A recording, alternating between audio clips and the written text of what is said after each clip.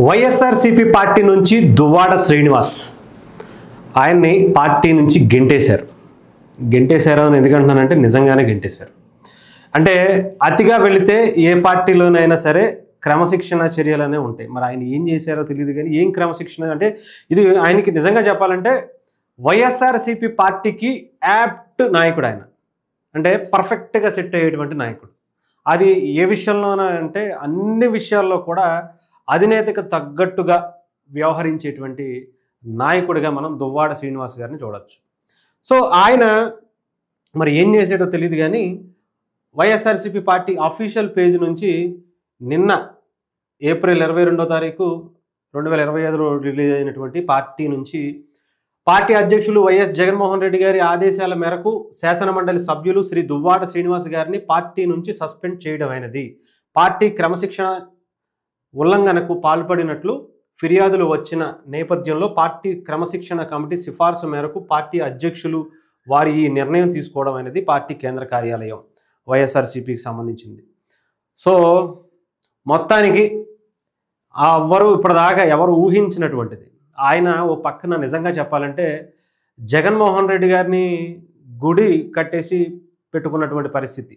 దువ్వాడ శ్రీనివాస్ గారు ఓ పక్క వాళ్ళ దివ్యల మాధురి గారు అయితే ఆయన్ని మంత్రిగా చేయాలి, ఎమ్మెల్యేగా చేయాలి, అవసరమైతే సీఎంగా చేయాలని కోరుకుంటుంటే ఇక్కడ ఏ పార్టీ కూడా ఆయనకి అవకాశం ఇచ్చేటువంటి పరిస్థితి అయితే కనిపించట్లా. ఇది ఓన్లీ దువ్వాడ శ్రీనివాస్ విషయమే కాదు, ప్రతి వైఎస్ఆర్సీపీ నాయకుడి పరిస్థితి కూడా రేపొద్దున్న ఇంతే. వైఎస్ఆర్సీపీ వాడుకుంటుంది, వదిలేస్తుంది. ఇందులో మాత్రం ఎటువంటి సందేహం లేదు. ఇందులో భాగంగానే దువ్వాడ శ్రీనివాస్కి సంబంధించినటువంటి ఇష్యూ, దివ్యల మాధురికి ఈ రెండు కూడా పార్టీకి తలనొప్పిగా మారాయని అనుకోవాలి. అయితే రీసెంట్గా కొన్ని ఇంటర్వ్యూలు అటు దువ్వాడ శ్రీనివాస్ గారు, ముఖ్యంగా దివ్యల మాధురి గారు, వీళ్ళిద్దరూ ఇచ్చినటువంటి ఇంటర్వ్యూల్లో మనం చాలా కొన్ని విషయాలు చూసుకుంటే ఇక్కడ లోకేష్ గారు అంటే ప్రతిపక్ష పార్టీలో మీకు మంచి నాయకుడిగా ఎవరు ఏ పొజిషన్లో ఉంటే బాగుంటుంది అని అంటే అటు దివ్యల మాధురి కావచ్చు, దువ్వాడ శ్రీనివాస్ కావచ్చు, ఇద్దరూ కూడా నారా లోకేష్ గారు మంచి నాయకుడు అని చెప్పడం అంటే అది బాగా కాలింది ఎవరికి, జగన్మోహన్ రెడ్డి గారికి.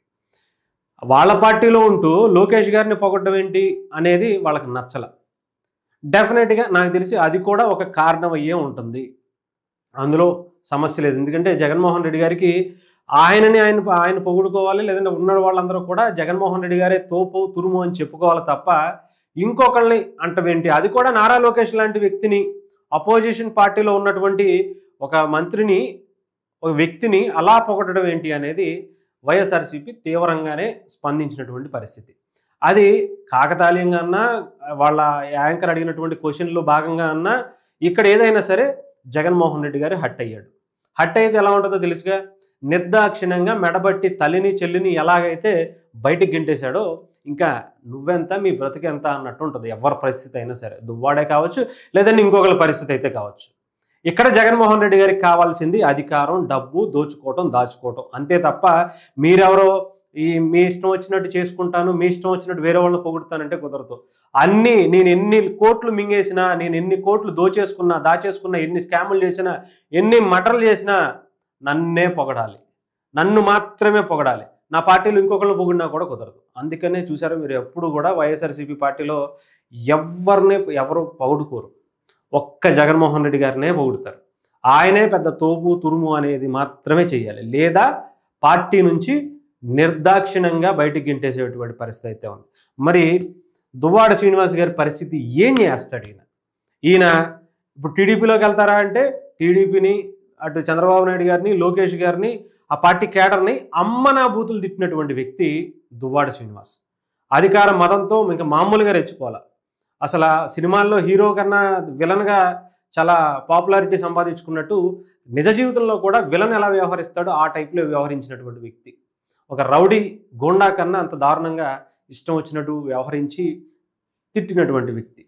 దివ్యల మాధురి గారు ఆయన అడ్డం పెట్టుకుని నిజంగా చెప్పాలంటే దాదాపు ఒక 60 ఏళ్ళు వచ్చినటువంటి ఆయనకి ఒక 40 ఏళ్ళు లోపు ఉన్నాడు. అంటే కూతురు వయసు ఉండేటువంటి దివ్యల మాధురికి ఇద్దరికి మరి ఎలా ఏంటో తెలియదు కానీ అది కూడా అనధికారికంగా భార్యకి విడాకులు ఇవ్వకుండా పెళ్ళిడికి వచ్చినటువంటి కూతుర్ని గాలికి వదిలేసి చట్టాపట్టాలు వేసుకుంటూ రీల్స్ చేసుకుంటూ సమాజానికి ఒక ఎమ్మెల్సీగా ఉండి ఇలాంటి కార్యక్రమాలు చేయటం తగ్గుతుందా అంటే, ఏ మాకు ఉండవా, మేము చేయకూడదా అని మాట్లాడినటువంటి వ్యక్తి.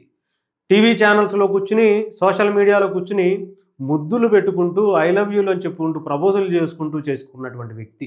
సమాజానికి ఎలాంటి నాయకుడిని జగన్మోహన్ రెడ్డి గారు అందించారో చూడండి. ఆయనలో కక్షలు, కార్పణ్యాలు అన్నీ దారుణమైనటువంటి ఆయనలో ఇంక్లూడ్ చేసేసి వాళ్ళిద్దరిలో సమాజంలోకి వదిలేసి కంప్లీట్గా ఇప్పుడు ఆ పార్టీ నుంచి కూడా సస్పెండ్ చేసేసినటువంటి వ్యక్తి. అంటే వైఎస్ఆర్సీపీ పార్టీలో అందరూ అంతే. జగన్మోహన్ రెడ్డి గారు ఎలా ఉంటే ఆయనకు తగ్గట్టుగానే అందరూ కూడా అలాగే తయారవుతారు. నిజంగా చెప్పాలంటే గతంలో వీళ్ళందరూ కూడా ఇతర పార్టీల్లో మంచి పేరు సంపాదించుకున్న వాళ్ళే. కానీ వైఎస్ఆర్సీపీ పార్టీకి వెళ్ళేటప్పటికి జగన్మోహన్ రెడ్డి గారిలో అదే ఏదో అంటారు కదా, నీళ్లు బాగా పడ్డాయని. వైఎస్ఆర్సీపీ నీళ్లు బాగా పడ్డాయి. జగన్మోహన్ రెడ్డి గారు మెప్పు పొందడం కోసం ఇష్టం వచ్చినట్టు నోరు పారేసుకుని అబాసు పాలయ్యి ఇప్పుడు ఏ పార్టీ దగ్గరికి వెళ్ళారు. అటు పవన్ కళ్యాణ్ గారి పార్టీ దగ్గరికి వెళ్దామంటే అక్కడ ఆయన్ని అనరాని మాటలు పర్సనల్గా పవన్ కళ్యాణ్ గారిని, ఆయన కుటుంబాన్ని, ఆయన్ని దారుణంగా మాట్లాడినటువంటి ప్రజాప్రతినిధి అనాలా లేదంటే ఇంకేం అనాలో మనకు తెలియదు. కానీ ప్రజలు ఆల్రెడీ ఆయనకి మంచివాడు, సౌమ్యుడు అని చెప్పి జగన్మోహన్ రెడ్డి గారు చెప్పిన ఎంతోమందిని తీసి లోపలేసి ఇంట్లో కూర్చోండి అమ్మ, మీకు ఎటువంటి భవిష్యత్తు లేదు, రాజకీయంగా మీరు కంప్లీట్గా జీరో అని చెప్పి ప్రజలు ఇస్తే ఇప్పుడు జగన్మోహన్ రెడ్డి గారు కూడా అదే పనిలో ఉన్నట్టుగా తెలుస్తుంది. మరి ఏం చేస్తారో తెలియదు. దువ్వాడ శ్రీనివాస్ గారు, దివ్యల మాదిరి గారు ఇప్పుడు ఇద్దరు రోడ్డున పడ్డటువంటి పరిస్థితి. నిజంగా దువ్వాడ శ్రీనివాస్ గారు ఒక ఇంటర్వ్యూలో ఏడుస్తున్నాడు. ఆయన, నేను అస్సలు ఎక్స్పెక్ట్ చేయలేదు జగన్మోహన్ రెడ్డి గారిని, నేను దేవుడిగా భావించాను, నేను అసలు ఏంటి నేను చేసిన తప్పేంటో నాకు ఇప్పటికీ అర్థం కావట్లేదు అని చెప్పి. మీరు చేసిన తప్పేంటి అంటే లోకేష్ గారిని పొగడ్డం. మీరు ఇష్టం వచ్చినట్టు నోరు పారేసుకున్నందుకు ప్రజలు అలా తిరిపిచ్చారో అదే నోరు మీరు వేరే నోటితో మీ నోటితో లోకేష్ గారిని పొగట్టడం జగన్మోహన్ రెడ్డి గారికి హట్ అయింది, కాలితే ఏం చేస్తారు, నిర్దాక్షిణ్యంగా తల్లిని చెల్లిని ఎలా గెంటేస్తారో అలాగే గెంటేస్తారు. అంతకుమించి ఇంకోటి లేదు. ఎవరైనా సరే ఇప్పుడు ఆయన పరిస్థితి హ్యాపీగా ఇంట్లో కూర్చొని రీల్స్ చేసుకోవచ్చు, హ్యాపీగా మీ ఇష్టం, మీకు నచ్చింది చేసుకోవచ్చు. ఇంకా